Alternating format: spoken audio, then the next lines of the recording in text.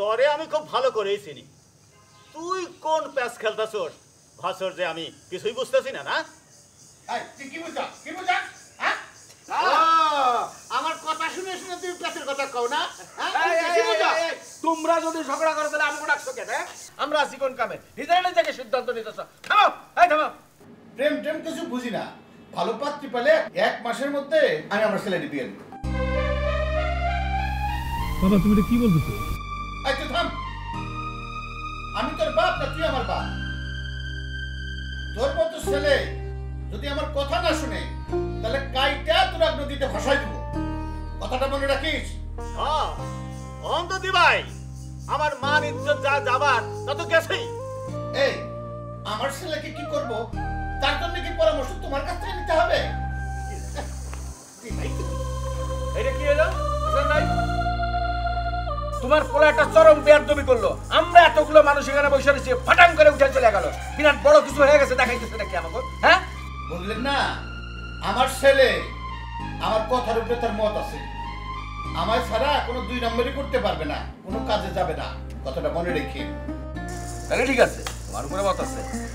এখন সামাদ মিয়া, যেহেতু হাসান তোমার সিদ্ধান্ত মানতেছে না, তাহলে হাসান তার পোলারে অন্য জায়গায় বিয়ে দিয়ে দিই। তুমিও তোমার মাইয়ারে দেখে শুনে অন্য গ্রামে একটা বিয়ে দিয়ে দাও। কথা কও না কেন? কথা কওয়ার দরকার নাই, ঠিক আছে বুঝে ফেলাইছি। একটা কথাই বলে না, হয়াত মহতরি দিকদৌলত সব কিছু উপরওয়ালা নিজের হাতে রাখে। দেখা যাবো তোমার মাইয়া একটা বড় ইঞ্জিনিয়ার ডাক্তারের সাথে বিয়ে সাথে হইতে পারে, যেখানে ভাগ্যে আছে সেটা হবে।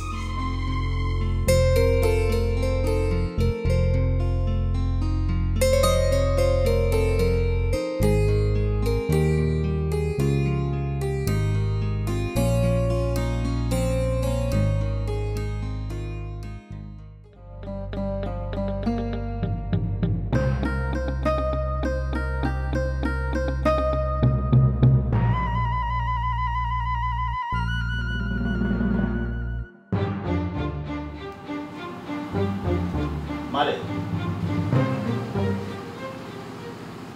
তুই কেন কান্দাছস? ওই সুহাসের জন্য? কিন্তু ওই সুহাস তো তোরে কোনোদিন ভালোবাসেনি। যদি ভালোই বাসতো তাইলে তুই সালিশি অনুষ্ঠানে বাপের কথার প্রতিবাদ করত, কিন্তু তা তো করে নাই। বরং রাগের অভিনয় করে ওই অনুষ্ঠান থেকে চলে গেল। তা কি করে হয় বাবা? আমি তো জানি, সুহাস আমাকে কতটুকু ভালোবাসে। তাহলে তো বাপের কথা প্রতিবাদ করতো। আসলে বাপও যেমন পোলাও তেমন। বাবা, তুমিও সুহাসের বাবার মতো কথা বলা শুরু করলে। আমি তো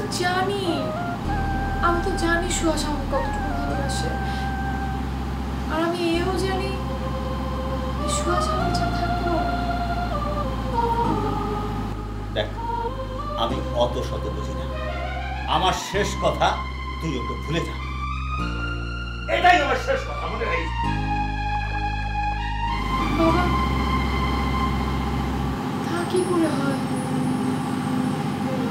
আমি তো সুহাসকে ভালোবাসি, সুহাসও আমাকে অনেক ভালোবাসে। সুহাস আমার হাতে হাত রেখে প্রমিস করেছিল আমরা যদি বাঁচি একসাথে আসবো।